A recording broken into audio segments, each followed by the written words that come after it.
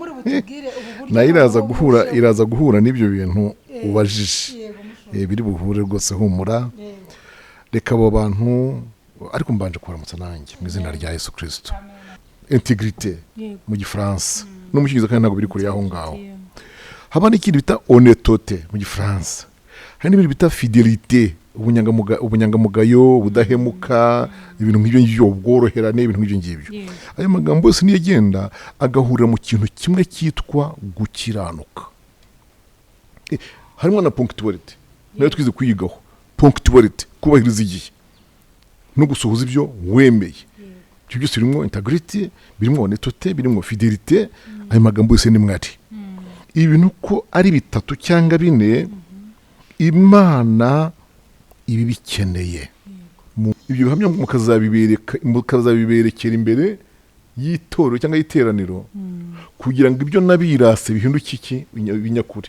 bigira ukuri urumva ko ibintu byose duhamya bigomba kugira ukuri ibyo ngibyo ni ubuhamya bufite iki abahamya bukagira n'iki n'ibihamya ndarisoza igitabo ndagitanga nambariye ikanzu nsoza reka nsoreze ku ijambo ryitwa kuba uwugizwewe ngo uzihita ugira gute ubizana uwo mushumba w'itorero siko ntabwo icyo bivuga abantu birinde kugira ibyo bigirabo biyita byo bareke nyiri umurimo duhamagara aba ari utugira abo turi bo. Yesu ashimwe cyane inshuti zacu inshuti za MINISTRIES amahoro y'Imana kuri twese aho muherereye ku isi turabasuhuje mu izina rya Yesu kandi tubifuriza umwaka mushya muhire wa 2025 nizeye nashidikanya ko mwabonye Imana niba warawambutse ubwo ndavugana n'abazima ndavugana n'abagiye kumuka w'abazima babwira ngo umwaka mushya muhire Imana yabanye natwe umwaka watambutse izakomeza kubana natwe no muri uyu mwaka dutangiye rero mugubwe neza mwakira amasezerano y'Imana mwongere mwumve kugendererwa nayo muyemerere ibayobore muri uyu mwaka wa 2025 dutangiye kandi twiringiye kugira neza kwayo n'igihunikira n'igisinzira uko yari ni kwiri kandi n'ubizabana natwe twitegure rero ahubwo tuvuge ngo ese uruhare rwacu n'uruhe muri uyu mwaka kugira ngo tuwugendemo neza rero turabasuhuje kandi tubakumbuye niyo mpamvu tuvuze ngo shalom shalom rero uyu munsi Imana yongeye tugirira neza turi kumwe n'umushumba wacu mukunda noneho ni ibintu birakomeye ntabwo sinzi niba turi buvuga ariko rekaze kubyivugira kuko ngira amatsiko menshi nabona nabivuga ariko mu kanya ndamuhereza umwanya kugira ngo atubwire umusanzwe mumubona yiyambariye costume bisanzwe ariko uyu munsi murabona ko hari ibintu bikomeye rero ubwo muri ibi bintu yambaye turaje tubiganire twumve se ibi bintu umushumba ndacyavuga umushumba ariko hari igihe biri buhinduke izina raza guhinduka ariko reka mvuga iryo dusanzwe tumenyereye Imana iduhana umugisha mbere ya byose rero umushumba turakwakiriye murakoze cyane amen Imana bamugisha amen umushumba rero turanezerewe uyu munsi kongera kubana namwe reka tubanze dusenga Imana yacu iyo ngiye kuduhuza turi bazima dushima Imana turi mu murimo wayo data mwiza tuguhaye icyubahiro turamushimiye kuko uri hejuru ya byose tugushimiye ko waturinze mu mwaka watambutse murakoze cyane murakoze cyane data wa twese kugira ngo tugukoreremo kugira ngo dutunganye ibyo tutatunganyije umwaka washize kugira ngo duhagarare neza mwami tubiguhereye icyubahiro tugushimiye mwami kubw'umushumba waduhaye muri uyu murimo tuzagenderemo adufashe atuyobore atwigisha duhugure mwami turabona hari ibyahindutse reka rero uyu mwanya uze uvugane nawe kugira ngo natwe dufashwe amagambo washyize ku mutima utubereye icyubahiro ndetse n'amamere gufasha mwami umugisha komeze kwagura ubwenge bw'ibitekerezo mwami kugira ngo arusheho gusobanukirwa umurimo wamuhamagariyemo kugira ngo awutunganye neza dushimiye byose ni mu izina rya Yesu dusenga twiringiye kubyumvise amen amen amen turabishimiye rero kongera kubana namwe ntabwo tuzarambira kugira tubabwira yuko iyo tubatumiye mukemera twumva tudafite ikintu twabitura kubera ko ni kenshi dutumira abantu tukababura umuntu akakubwira ngo sinzaboneka nanaguhe na randevuye basi akubwira ati umwaka utaha nk'iki gihe aba ari kuzanyibutsa niba ufite umwanya ariko ukamutumira akakubwira ngo sinzi ko byashoboka ntabwo bizashoboka nta mwanya mfite ikibazo uyu mushumba abura kuva ku itariki ya mbere kugera ku yindi ya mbere ariko burya baca umugani ngo kwanga kw'inkono ni ukuva kwanga kw'inkono ni ukuva burya aba yanze muri make ukayitekamo ivu noneho ugashyiraho ikava ugashyira ku wundi mwenge utaye amazi mu ziko gutyo ugenda yanga ntuhishe ahubwo n'uwo muriro ntiwafata kuko irimo irawumenamo amazi rero kwanga kw'inkono ni ukuva birasobanura ko uwo muntu utakubwira uti iki cyumweru simboneka ariko igitaha byo bizakunda uwo muntu ukarangiza umwaka wose bene uwo muntu aba akwanga Imana ibatabare kandi bagire neza ariko nyiranga harimo no kudasobanukirwa uwo ukorera yego nanone kuko yisobanukirwa uwo ukorera ntabwo wakwanga kurumva usugira ngo cyane cyane nitaba wowe goreti ahubwo nitaba Imana yampamagaye yego Imana ibahumugisha cyane rero mushumba uyu munsi rero ikintu twifuje yuko mutuganirira mudufashaho gusobanukirwa ni ukuri niba mfite ibintu byinshi cyane byo kukubaza ariko ikintu cyo ushaka kukubaza tunahumuriza abadukurikiye nk'uko umuhamagaro wacu umeze ni uguhumuriza ni ugukomeza imitima y'abantu ibabaye se iteneburitse yahuye n'ibibazo bitandukanye muri uru rugendo rw'agakiza cyangwa se n'ubuzima busanzwe noneho umushumba urabona tugenda tugira amasezerano ugasezeranwa n'Imana abantu bakagusezeranya abantu bo bajya batudisapointinga tukabibona ariko Imana ntabwo ibikora biratinda ariko bikavuga bigasohora ariko noneho hari abantu umwaka ushize ariko mvuge uwushize gusa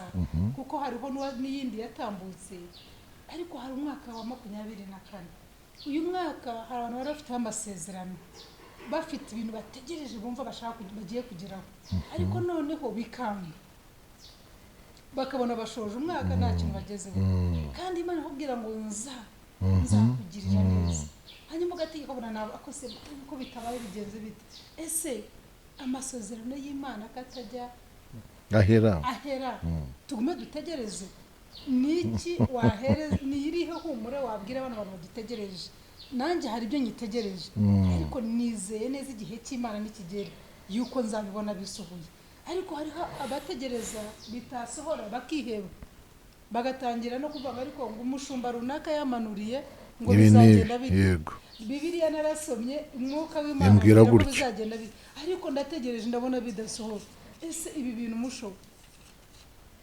ubitekereza hirya reka ngire icyo mbivugaho ndabona ufite n'imyambaro idasanzwe muri butubwire ubu buryo nayo iraza guhura n'ibyo bintu ubajije biri buhure rwose humura reka abo bantu ariko mbanje kubaramutsa nanjye mu izina rya Yesu Kristo hashize iminsi mu by'ukuri myinshi tudaheruka hano kandi uko twabyanze ahubwo umurimo ni mugari uyu mwaka turangije nawe ugizemo ingendo kuvutangira kandi z'ibihugu bitandukanye ntabwo rero mbirondora ariko ntibiri munsi y'ibihugu 8 nkagenda hakaba ibyo maze mu kwezi ibyo maze mu byumweru 3 ntaho namaraga icyumweru kimwe ajwe nuko ubwo niyo mpamvu yabiteye kandi nshimira Yesu ko ngarutse amahoro kandi anashimira Kristo wampamagaye nyine akaba nkoresha uko ashaka abantu uvuze bafite amasezerano nawe urimo nanjye ndimo reka tubafashishe ijambo riri muri Luka ubutumwa bwiza bwa Yesu Kristo uko bwanditswe na Luka igice cya mbere umurongo wa 37 hamwe n'uwa 45 iyo mirongo yombi yinsomera twumve Luka igice cya mbere umurongo wa 37 n'uwa 45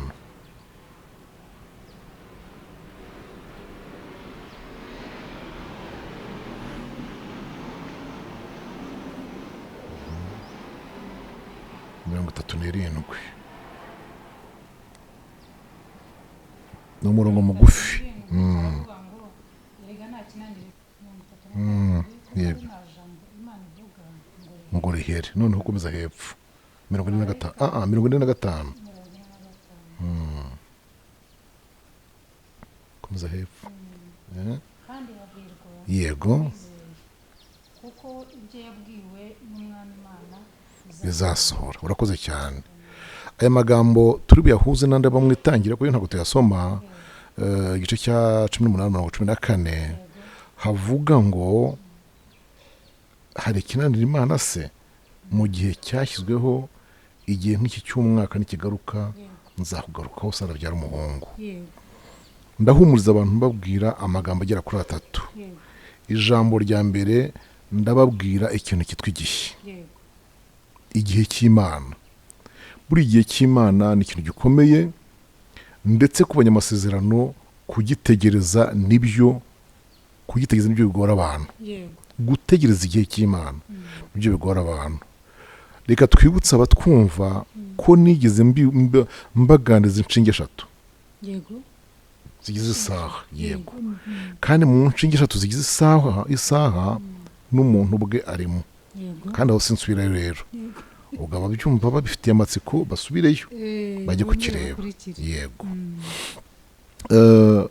Igihe cy'Imana kugitegereza bisaba ngo ugitegereze wizeye, kuko ari nta jambo Imana ivuga ngo rihere, kandi hahirwa uwizeye, kuko ibyo yabwiwe n'umwami Imana bizasohora. Bisaba ngo ugirire Imana icyizere, uyizere. Ariko muri uko kuyizera, haleluya, hagasabwa n'ikindi cyizere nawe Imana ikugirira. Gutegereza wizeye, ariko kandi nawe Imana ikwizeye. Kuko reka mbabwire, abantu bibwira hari yuko kwizera kwacu konyine gukora, ariko batitaye ku bucuti uwizeye afitanye n'Imana. Haleluya. Haleluya. Isezerano ryose rikomezwa n'ubucuti urihabwa afitanye n'urimuhaye. Cyo kintu abantu ntukakirengagize. Ntuzakore nabi ngo wivangiye mu bibi, wivangiye n'ababi, ukomeze uvuge ngo Imana izagira ute ngo izasohoza. No. Muri Zaburi ya Dawidi ahantu muzaba amagambo meza n'abantu gusa baranayakunda, hahirwa Uwiteka n'umwungeri wanjye, murabyibuka. Ariko ugiye ripfa kuvuga ngo Uwiteka ugirira abeza ibyiza n'abagenda batunganya mu mitima. Ariko abantu biyobagiriza mu nzira zabo mbi, Uwiteka azabajyanana n'inkozi z'ibibi, amahoro yibere mu Bisirayeli. Ni byiza ko Imana yaguhaye amasezerano, ariko wenda yaguhaye cyajya ubanye nayo neza. Nyuma se warakomeje ubana nayo neza, warakomeje usubira umwizerwa. Ntese ugutegereje iki? Utegereje iki? Hari umunsi mwasenze gusezeranya ubukwe, ubu se gukora ubukwe kandi warigize indaya, warabaye ikirara. Nyuma yo kubikubwira se ahubwo uracyari umwari, warenze ubwo busugi. Yabwiye ko izagukuza, ikaguha izina rikomeye, ikakwamamaza, ikakogeza. None se nyuma yo kukubwira wakomeje kuba umwizerwa ku Mana. Yesu adufashe cyane. Aya magambo abantu bayitondere. Aho niho rero mvana ijambo ryitwa kugira ubunyangamugayo. Yego. Ubundi ubunyangamugayo, integrité mu Gifaransa, no mu Cyongereza kandi ntabwo biri kure y'aho ngaho. Haba n'ikindi bita honnêteté mu Gifaransa, hari n'ibindi bita fidélité, ubunyangamugayo, ubudahemuka, ibintu nk'ibyo ngibyo, ubworoherane, ibintu nk'ibyo ngibyo. Ayo magambo yose niyo agenda agahurira mu kintu kimwe cyitwa gukiranuka. Harimo na ponctualité, nayo twize kuyigaho. Ponctualité, kubahiriza igihe no gusohoza ibyo wemeye. Ibyo byose birimo integrité, birimo honnêteté, birimo fidélité. Ayo magambo yose ni mwari. Ibintu ko ari bitatu cyangwa bine, Imana ibi bikeneye mu muntu. Ikindi, urimo uransaba ubuhamya bw'uyu mwambaro. Uyu mwambaro ni umwambaro abaduteze amatwi banze basobanurire ko atari uyu munsi nawambaye, ahubwo nawambaye ngo mbereke iby'Imana yakoze. Haleluya. Ntabwo uyu munsi nambaye ikanzu.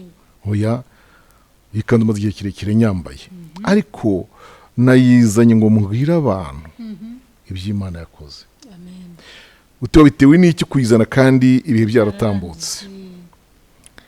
Hariho ibintu muri Bibiliya bita ubuhamya n'ibihamya ndetse n'abahamya. Ubuhamya buzima nyabwo, haleluya, bugomba kugira abahamya n'ibihamya cyane. Ubuhamya buzima bugomba kugira ibihamya n'abahamya. Iyi rero ni igihamya kuko iyi ngiyi ntabwo yajyana mu murenge gusezerana, ntiwayijyana gusenga, ajwe si n'umwenda w'isakaramentu, oya, uyu ni umwambaro w'ishuri bawambara barangije. Mana ishimwe cyane. Haleluya. Mu by'ukuri kuba nambaye cyangwa nambaye ikanzu nkuze byansabye bwa bunyangamugayo navugaga. Ibintu by'amashuri nabisezeranyijwe mu mwaka w'igihumbi kimwe magana cyenda na 80. Ku bantu bagiye bumva ubuhamya bwanjye nabwiye ko nakijwe muri 79. Ariko uwo mwaka nkizwa nari Imana yamfatiye mu gahinda gakomeye, ntewe no kuba nari nsinze inshuro ebyiri uwo mwaka n'uwubanjirije mu mwanya wanjye ajya kwiga abandi. None Imana imfatira muri uwo mubabaro irampamagara ndakizwa. Yakoresheje ijambo, yaravuze ngo jyewe witerwa agahinda n'ibikubayeho, byabaye mbizi, kandi uhumure nubwo urabigenze kuriya, ubwanjye nzakwigishiriza, ubwanjye nzakuhera icyubahiro, ayo mashuri nzayakuriha nyakuvundira ndetse cyane. Ikindi nzakugiraho kubaho no kwifuzwa. None kubw'ibyo ngwino nsanga nzakugira umukozi wanjye. Urumva bihuza na ryajambo rivuga ngo ni mu nkurike nzabagira abarobyi b'abantu. Narembeye ndaza nkorera Imana. Muri iyi myaka siko muyumvise nakoreye Imana, nta kandi kazi kandi nakoze, narabigerageje ariko byaranze. Iki kintu kirasaba ubunyangamugayo kuko irebye nabikizamo ikinyoma. Bashiki banjye bene data munteze amatwi, wababwira ibinyoma byakoreshejwe ngo abantu babone amadiplome. Bamwe baranafashwe barabifungirwa, urabyumva, abandi baraho barazigenderaho atari izabo ntibanafashwe, urabyumva, kuko burya ntabwo abajura bose bafite icyarimwe. Abandi bahindura iki? Amazina y'ukubitwaga. Abandi bahimba ibigo bizeho kandi ntabyo. Ibyo byose biriho. Ndashima Yesu Kristo. Haleluya. Narinze nambara iyi kanzu y'icyo twita lisansi BA cyangwa bachelor's degree. Iyi narinze nyambara nta kinyoma ngeze. Nyigiye ndiga, ndaza kwitanga mu buhamya. Mu gihe cyo kwitanga mu buhamya nzabishyira ku murongo ku buryo bimera nk'aho ari CV yanjye, kuko mufite y'ibyanjye. Mbwira duteze amatwi ko hari icyaha ukora ku cyatura bikazakugora.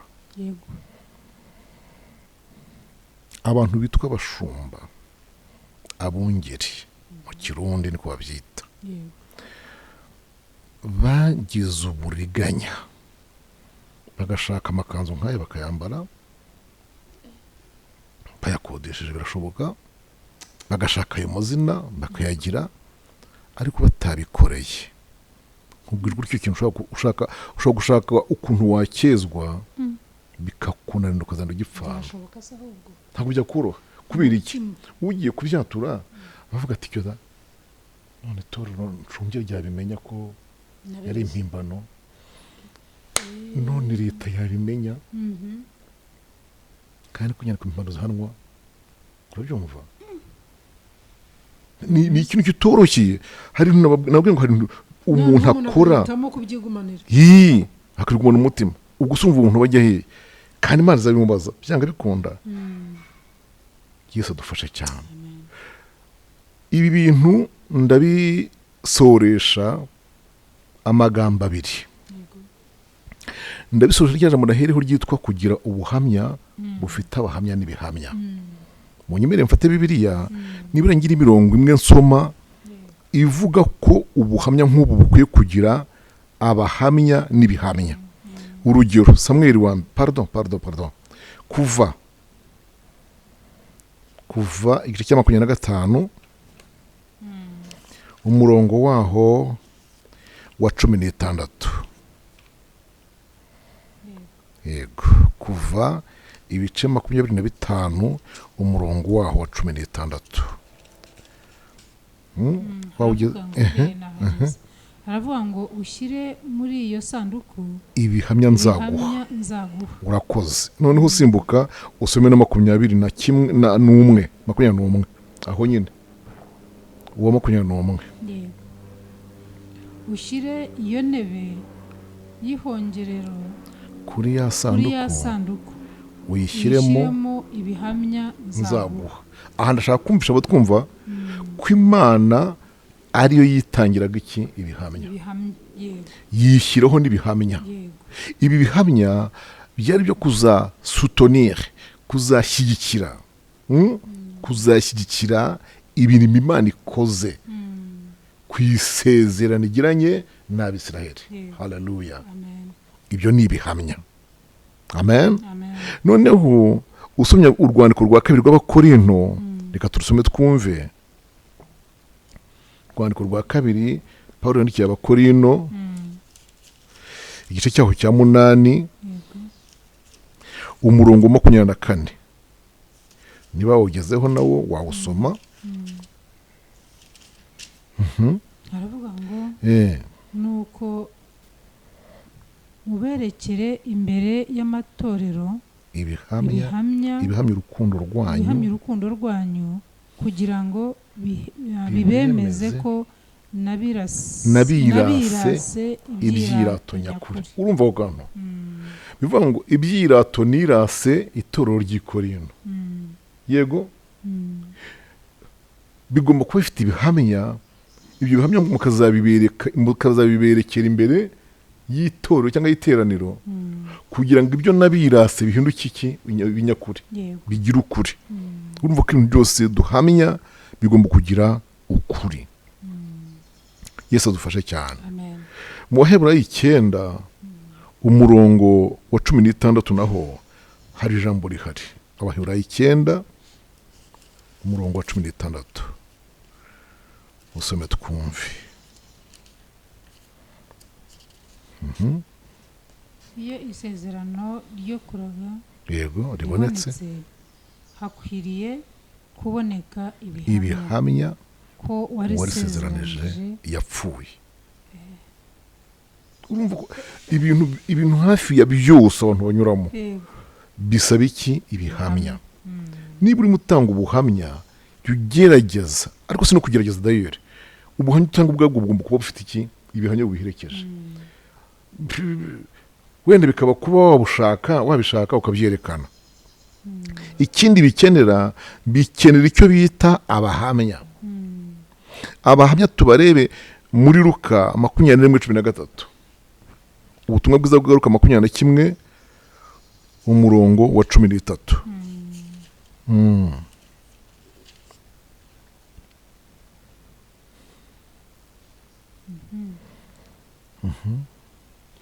Ibyo bizababeraho kugira ngo mube abahamya. Bivuga kugira ngo abantu babahamya ubwabyo nabo bagomba kugira ibibabaho. Yego. Hari ukuba bari bahari bakabyirebera n'amaso yabo. Yego. Cyo kibahindura iki abahamya banyabo. Yego. Amen. Amen.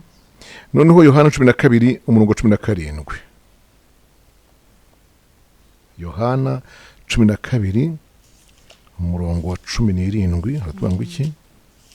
Nuko ba bantu bari kumwe nawe ubwo yahamagaraga Lazaro yego ngave mu gituro yego akamuzura bamubera abahamya. très bien. Nuko abantu bari kumwe nawe ubwo yahamagaraga Lazaro ngo ave mu gituro akamuzura bamubera baki Abahamya. nibyo nari mvuze ko kugira ngo abantu babahamya ba nyabo bagomba kuba bari bahari babibona. Rero ibihamya ubuhamya mfite uyu mwanya bufite ibihamya bukagira n'abahamya. Yego. Imana nishimwe. Amen. Hariho umuntu wanyishyuriraga Yego. kuko ubundi jyewe mbere imyaka yose namaze ntarimo kubona uko niga amashuri ya teolojiya nabitigaga n'inshingano nyinshi ari iz'imfubyi nari mfite nyinshi n'iz'urubyaro rwanjye ubwarwo kandi bose bakeneye kwiga. Ntabwo numva rero Mana we ni ukuri pe ntabwo nareba ukuntu mpangayika kugemerera ivari y'aba bana abanjye bwite n'imfubyi ngo nanjye nshake kwiga. Muri icyo gihe rero nibwo Imana yakoze igitangaza ikoresha umuntu anshakira ishuri muri Amerika kandi araryishyura.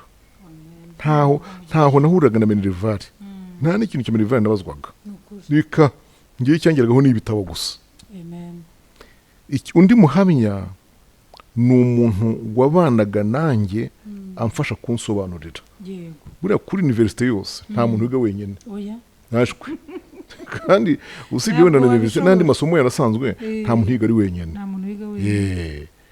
Uwo muntu twicaranye ahantu henshi Hilltop n'ahandi twicaye turi mu bitabo twiga. Imana imumusha cyane no mu gitabo cyanjye yanditsemo muri teze nakoze kuri lisansi yanditsemo.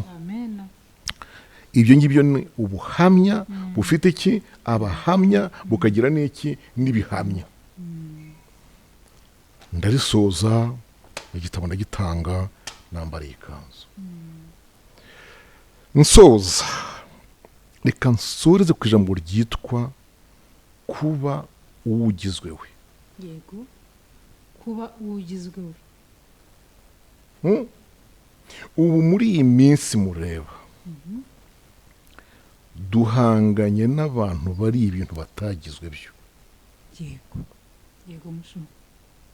Bishop Emmanuel yagizwewe nande? Yego.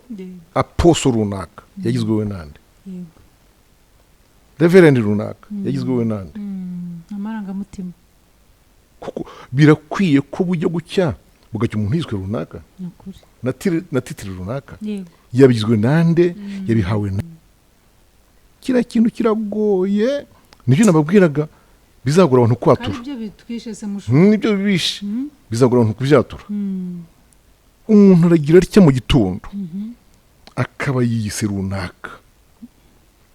Nshuti yanjye mushiki wanjye Goreth n'abatwumva mwese ukurikiranye cyo bita background y'umuntu yaba aho ugera ushaka ubuhamya cyangwa n'ibihamya bimwe navugaga ntabyo ubona nawe ubwe ugiye ukamukurikirana ngo umenye umunsi yabihereweho yabigiriweho kugirwa we ntiyakubonera uwo munsi mukuru ntiyabona wabimugize reka da. Ariko dusomye ijambo ry'Imana kuko naho nsoreza reka tuvuge kuri ijambo ryitwa kugirwa umuntu runaka. Samweli wa mbere 15:17. Samweli wa mbere ibice 15 umurongo wa 17. Nuhagira usoma nta kibazo. Haravuga ngo Samweli aravuga ati mbese nubwo wigayaga ntiwagizwe umutware w'imiryango ya Isirayeli. Ntiwagizwe umutware w'imiryango ya Isirayeli ntiwagizwe we. Bivuga ngo there was one day hari umunsi wabayeho uwo munsi ugirwa. Hari umuntu byahagurukira araza aje kukugira we. Amina. Hari ihembe ry'amavuta yaje yitwaje akugira we. Haleluya. Hari igiterane kinini imbaga y'abantu yari iharugirwa we. Iso wakubyaye Yesayi yari ari aho ngaho ugirwa we. Imana nishimwe cyane. Imana nishimwe cyane. Hagombye kubaho umunsi utazibagirana haba kuri wowe ku bari bahari no ku muntu wabigukoreye wari kwimitse ko uwo munsi wagizwe umuntu runaka. Biratangaje ko umuntu yagira titire runaka hadafite abo bantu uko ari batatu.